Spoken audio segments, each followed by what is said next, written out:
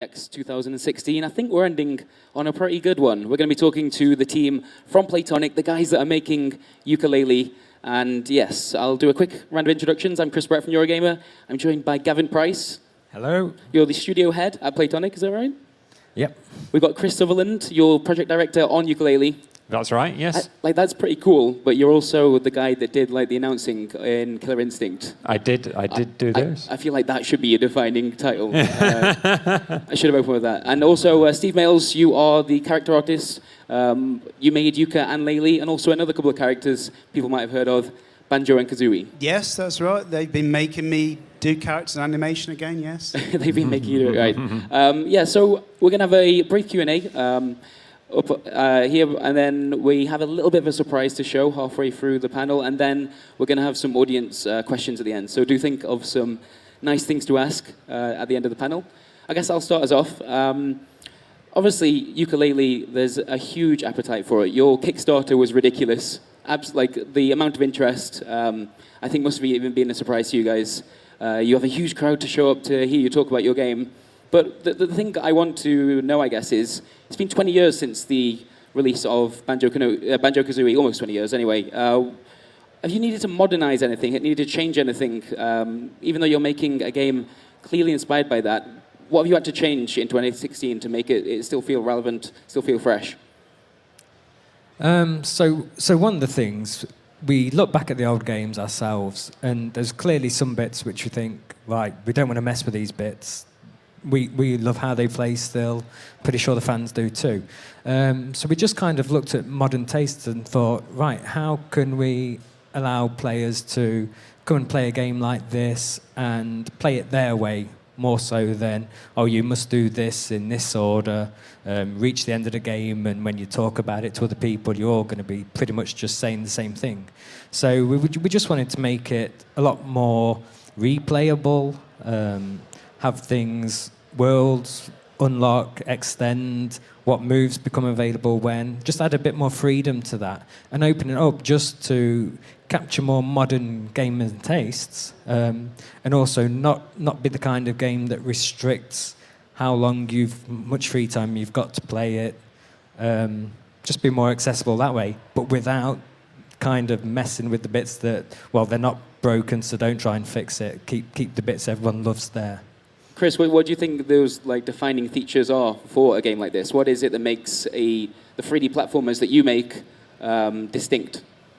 I think there's a couple of elements. So one of them could be the control. So it needs to feel responsive. It needs to feel like when you're playing that the character does what you want it to do. But also, I mean, for me, I think part of the reason I think the control works so well is because I'm not that great a gamer, so I'm a bit ham-fisted, so I'm just press the buttons, and I'm not quite at the right time, but I still expect things to happen, so I just have to make things work in that way. And so I think as a side effect of that, it comes out and it feels like you can chain moves together and you can do cool things with the character. So that's one aspect. I guess another aspect is just the humor of the characters as well. And then obviously another one is just the feel of the characters and what they look like, the animation. Yeah, I remember when I first visited you just before you were about to reveal the Kickstarter, you had made a sort of playground area to just really sort of nail movement, platforming. I imagine platforming is quite important in a 3D platformer.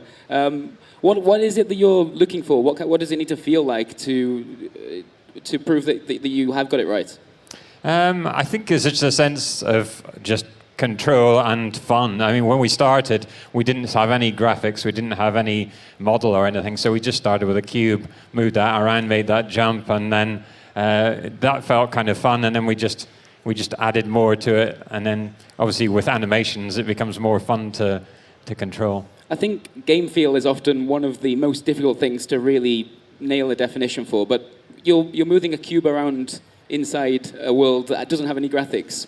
What do you need? What are you looking for? What is it that shows that you've nailed the movement, the controls, the feel of it?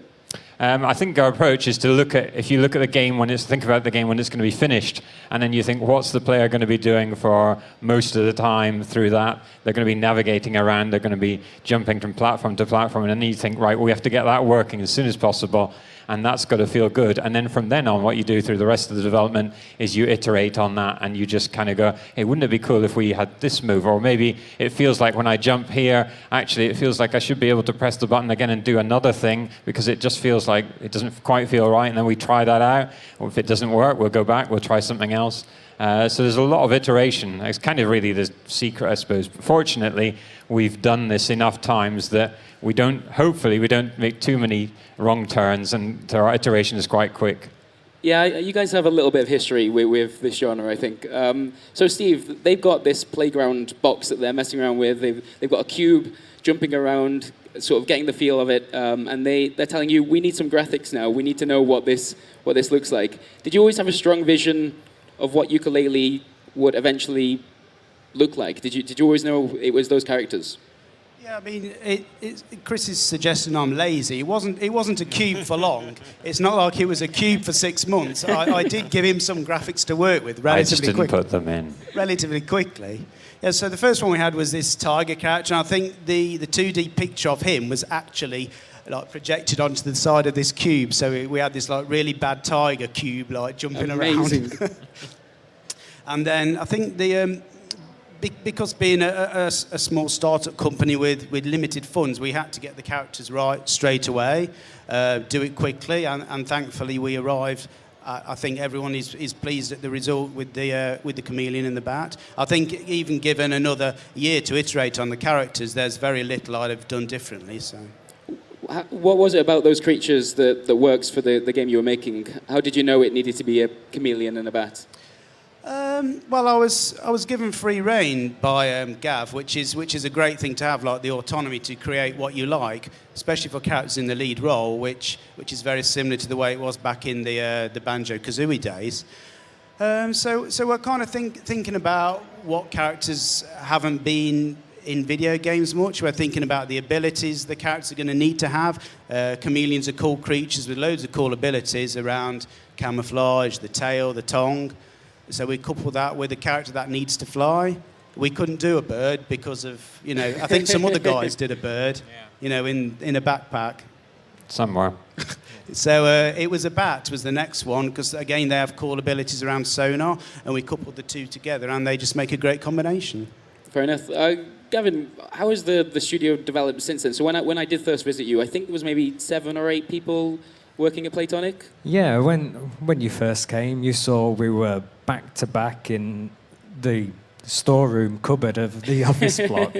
And that was kind of nice because it's fast and iterative. We can turn around and chat and just bounce ideas. But then, as the Kickstarter went so well, we kind of had the chance to grow the team with the right people. And so getting those people in, but not scaling up and losing what we already had, the quick turnaround, the friendly atmosphere, the ability to turn around and tell Steve Mayles what you're doing's a 7 out of 10. Could you up your game a bit? But I've never had to say that This to him. tiger on the cube is just not doing it for us, Steve. I'll take you. No, but the frame rate was good. Right. That's the main important. thing. Yeah, that was a plus. And Steve doesn't give himself enough credit when it comes to coming up with a character and thinking, yeah, what abilities can they have that are special and unique and cool? But also the regular staple for the 3D platforming moveset. He really thinks hard about how to leverage the characters and make all the regular moves unique and bespoke and feel extra special too. And it really is a privilege to sit there and watch Steve work with Chris, and they go on these fast feedback loops, getting the characters feeling amazing. They do it really well. They do it fast. And even now, not many people in the industry who I've worked with later on in my life are like Steve. When animating a character, are actually saying, well, it looks really good, but it doesn't play as good. I'd like to do the animation that plays fantastic first and then is made to look good. And Steve does that. So yeah, all the while growing the team out, it's about getting people in who share that kind of way of working and put gameplay first and foremost above everything else. And yeah, luckily we've been able to do that thanks to the fantastic Kickstarter backing we had. Do you think it's always going to be important to Playtonic that there is that feeling to the studio that it's small enough that you can turn around and talk to each other and react quickly, I guess? Because you moved from quite a big company, you started again. Is it going to be important that is always an aspect of the team? Yeah, it's very important. To see the game how we know it is now, I mean, the show build today, that's even a couple of months old now. It's got lots of features on that level, blocked off, cut out. And we don't realise that how big a game we've made until recently. We were trying to do all our polish reviews on the game, and they were taking hours and days. And we were like, wow, we know where everything is. And it's taken a long time to get through this game. And to do that with a small team, where it'll end up being roughly 18 months of development with an average team size of about 15, it's really important that you have the fast feedback loop. You trust people to just get on and do their best work, and you don't have to say, oh, come back and check in and review. I've got an amazing team which have never once made me feel like I have to be a studio manager. I think of myself, so I'm just a designer. That's all I have to do. And luckily, yeah, I've got the guys behind me that enable the studio to run itself and the development process and the creativity to just flow. And yeah, I don't have to worry about it. Excellent. So you have, in the past, you released a playground demo for backers to get hands-on with Yooka Laylee. But this EGX is the first time you've actually seen people play what is close to being the final game. You said the build is still a bit out of date now, but it's real close to what this game will look like at the start of next year. What's that been like for you guys to actually watch people play your game and react to it? I think it was initially, before we came here, there was a mixture of excitement and terror and fear and more terror, and just wondering what people are going to think. And, we didn't know whether people were going to like it or whether they were going to pick up the controller and just go, what's this? Throw it down in disgust and storm off. But what we've seen is people been taken back to the gameplay of their youth, and they're kind of saying, oh, this takes me way back. I just love playing these games. And we've seen people that we wouldn't expect to see, maybe more females than we expected. So, and also a lot of kids playing, people who've never played our games in the past. So that's been great to see, actually. And so it's been, it's been amazing feedback. Yeah, obviously, like the real core of your audience, at least to begin with, we're fans of Banjo-Kazooie, but as you just mentioned, and we were talking about before the panel, you've also seen a bunch of the next generation of kids come up and play your game. Steve, is it nice to watch new players be introduced to characters that could end up being their Banjo-Kazooie, that have the same kind of feeling towards them as some of the older players have to those original characters? Yeah, I mean, it's great that younger people are playing the games. It's probably a completely new genre to them, because what was like kind of old hat 15 years ago feels really brand new now, just because people haven't been making these games for such a long time. So that's great to see. Excellent. You are almost upon release, so it's at the start of next year. You said the build that people have played, there are a few things that need changing, but what's left? Like, what are you going to be working on over the next few months in this kind of final period pushing towards release? So now it's just all about polish. And that was something we iterated in our Kickstarter. We didn't want to put lots of extra goals in for content that wouldn't have been deemed important enough up front. So now we're really happy with what we've got. We've still got, I think, the best surprises and the best content still to reveal. And now it's just about getting rid of all the snags, make sure that when it gets into the customer's hands, it's just pure fun. That's all we want. So there's not necessarily much of a feature list left to hit. It's more like make sure everything just feels right. Yeah, absolutely. Is there anything that you've seen during this show? You said this is one of the first times you've actually been able to watch people in person play your game. Is there anything that's jumped out at you that you'd like to tweak, or that you sort of, maybe we could make this a little bit better? And anything kind of jumped out during EGX? I don't want to pull a Molyneux, but I'm thinking we should go back to the tiger now. a bit concerned about the bat. To be honest, you do spot plenty of stuff, and you think, now you can see someone else playing it who isn't coming to the game with the dev knowledge. You need to make it slightly easier and to get into an area. You see where people are going. I've got a theory that in 3D games, whenever you come to a junction, it kind of feels more natural to go to the right because it's easier to push the left stick to the right. And so you see most people seem to go around the level in a similar pattern. So we're going to go back and make sure that we've not put all the collectibles down in the game yet. So all the quillies where we want people to have their attention drawn to, things like that. Yeah, watching people play here has been great for that. Yeah, and it'll manifest itself in the final game, as does all the feedback we've ever seen, including the toy box feedback. There's plenty to go in it, and it's really cool how it aligns with the feedback we were thinking about ourselves. So obviously you mentioned collectibles. It's a huge part of what makes your 3D platformers what they are. Are there any secrets to how you approach where to place those things and how to present them to the player that you've picked up over the years? There are some guidelines that help you along. Yeah, and certainly even in the visual of the collectibles, we were fully 3D with the quills at one point, and they kind of didn't pop out on the background enough. They kind of blended in too much, so we wanted them to be a bit more eye-catching. We thought about going back to the 2D look. The lighting as it hit them made that actually play in our favour. And so, yeah, there's some ways where you put them down. One of the designers claims to have read something psychological that said if you put them down in groups of 4, that seems to be more satisfying when you collect a string. So, yeah, we're thinking about lots of things, how we're now just going back and putting in the final touches on the game. Chris, is there a line to walk between making sure that players can find these things and also making some of them a little more challenging, a little more difficult, so that the player feels something more when they do actually find them? So, sorry, you mean when you're... With collectibles, like, is there a line to walk between making them easy to find or making it a bit more challenging to let the player really get some satisfaction once they manage it? I think there's a mixture of both. You want ones that are kind of... Sometimes they're there to guide you on your path, to say this is an interesting place to go or a way to investigate that you might not otherwise have thought.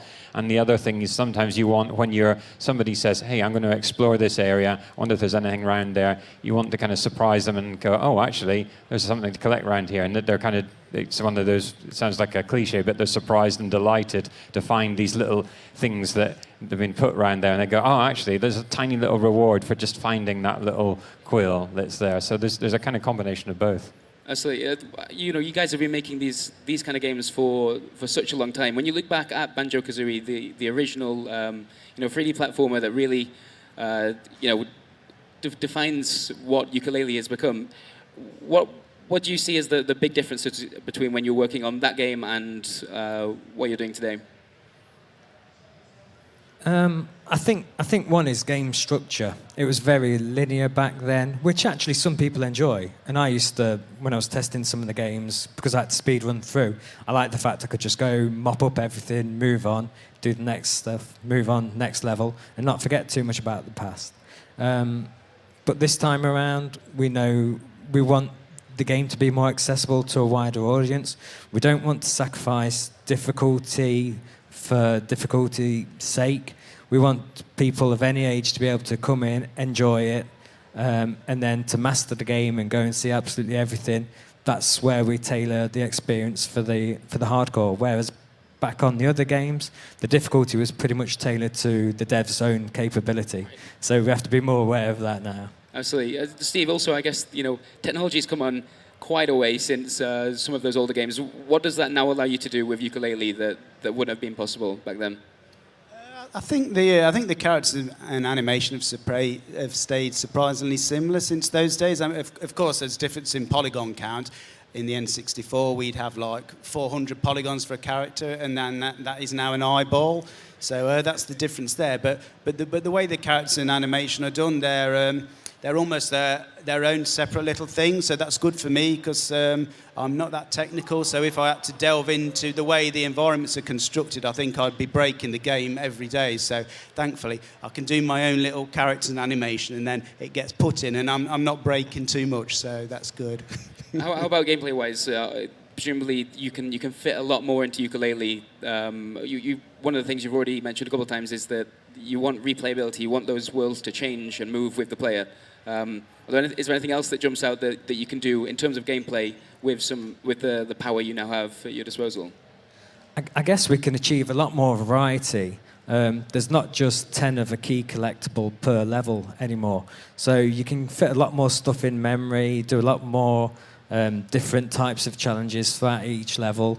Each level can kind of have its own special theme, not just from a visual sense. We're trying to make it play and feel very different to the other levels.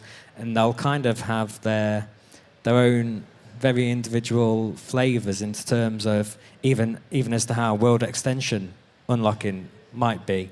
The first level is kind of helps you show the players all the features you've got at their most understandable state. But as you go through the game, we ramp that up every time.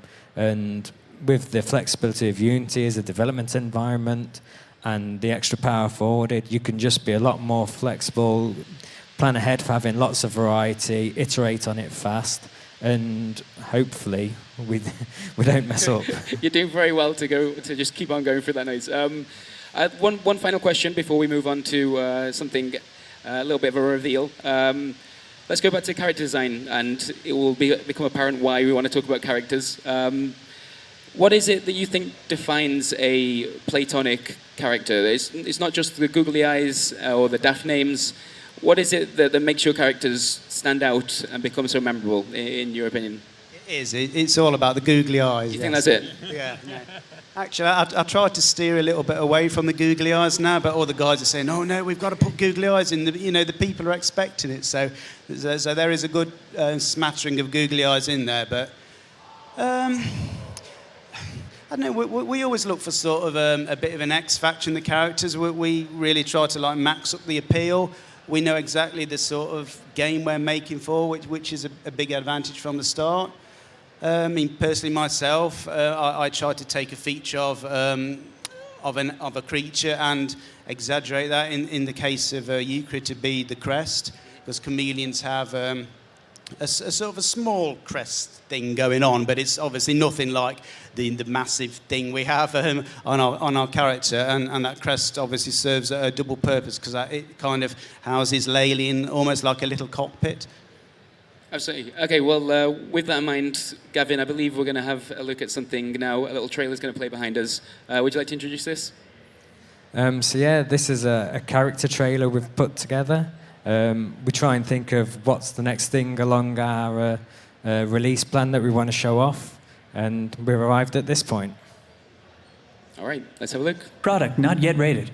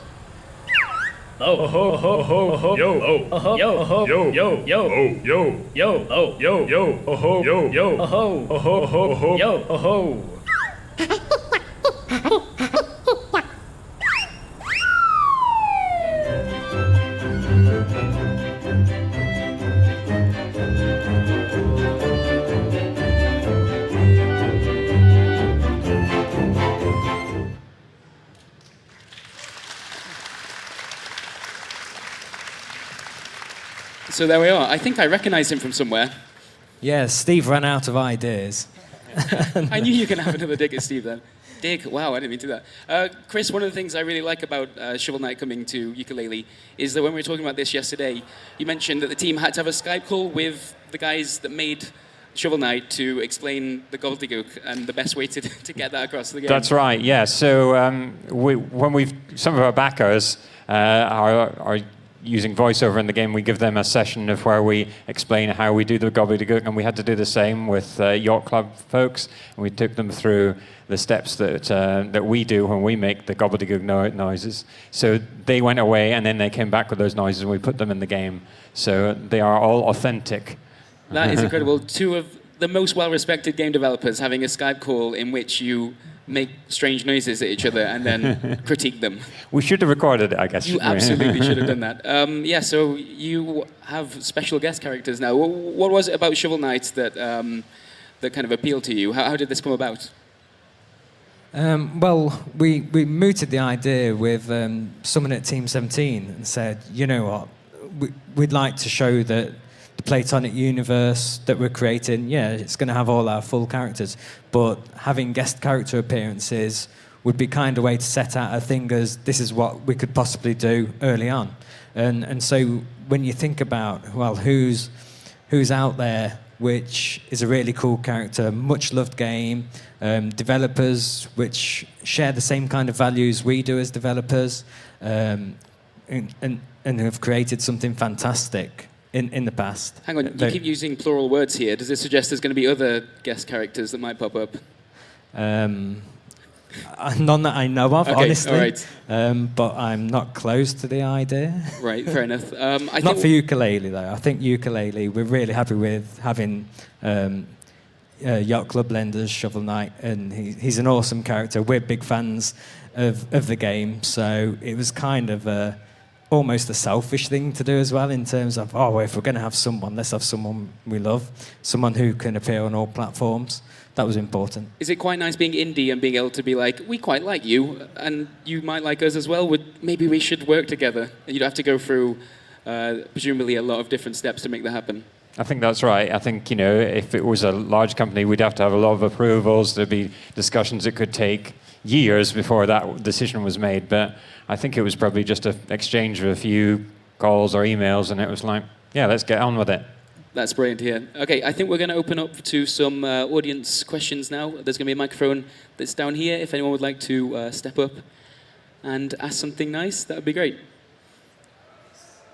Something very nice, please. Oh, there we are. Hello. Hello. Hello. Is that good? Hello. Aha. Hello. I played Yooka Laylee out on the show floor, and I loved it. I've got the toy box as well. It's fantastic. One of the things I noticed was missing from the staple platforming tool set, if you will, was like a ledge grab. And I'm curious if that's something that's going to be coming back, and if not, if that's like an active design decision that you've made to go, no, we want to take that out, and for whatever reason that might be. It's something we did consider and we looked at, and we've made other adjustments in there. There's things such as, which aren't actually in other games we've done, where you try to walk off a ledge, and if you're not holding, without getting too technical, if you're not holding the stick in a direction, then it will actually pull you back onto the ledge. So we've done some other corrections to help players. So it's something we consider, but we like I say, we tackled it in other ways in this case. Fantastic. It's not a deal breaker either. It's great. Thank you very much. You're letting people fall off ledges. It's unbelievable. Yep, we got another question here. Hello again, lads. Hello. I've kind of got a two-part question. The first one is, who thought it was a good idea for the engine room in Rusty Bucket Bay? Because it's been 15 years and I don't know anybody who's got past it.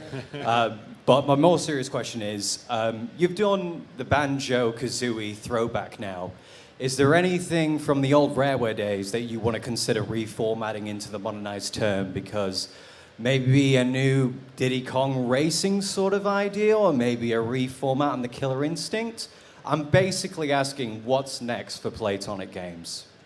Is there anyone from PR in the room? No, we could say he's there, he's right there. Hang on, look, he's a big guy. Okay. I'm not going to mess. We think about it a lot. We read everything that everyone says online, and there's lots of aligned thinking.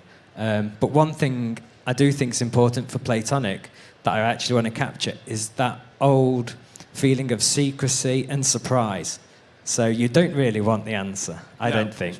So. Well, thank you for your time anyway. Can I just say, this chap here is one of our backers. He's, sorry to calling you out. It's all right. He's done the voice of the Pagey. His name's Blake Swift. Hi. And thank you very much for that. Thank you. So, That's awesome. You just started a round of applause for one of your fans. I think that's very, very commendable. That's cool. Just want to say, for starters, I actually did manage to do the Rusty Bucket Bay engine room.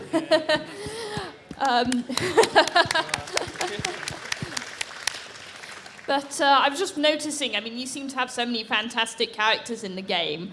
Other than, say, maybe Yooka or Laylee, which is each of your favourites? I'm going to be selfish and go for Dr. Quack. I loved him. That was Mark Stevenson's character, I think. And I got to do the voice for him. So Dr. Quack for me. And that makes me want to give him his own game in future. So that's what's next? maybe. Excellent. There we go.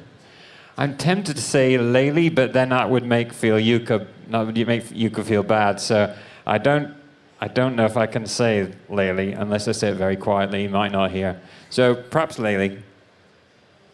Thank you very much. And of course, I'm going to say one of my own characters because I'm selfish. So I'm going to go for Trouser. Thank you very much. And I'm looking forward to the game. Awesome, thanks. Thank you. My favourite character is also Trouser, but that's just because I'm very, very immature. Sorry. Okay, excellent. I think that all. No, we have one more question. Got there just in time. Sorry, just one minor point. If you ask any museum curator, they'll say people walk in the room, look left, turn right, and they lay out museums like that all around the world, just in case it helps. Thanks, yeah. We do deserve to be in a museum, most of us. I can't believe we're still going. That's a really downer point to end on, but I think that does it for this session. Thank you so much to everyone for coming along, and thank you to the Playtonic team. Let's give them a big warm round of applause. Okay, I should just also point out, if anyone would like to talk to the team, they're going to be around the stage area, so please do come up and, yeah.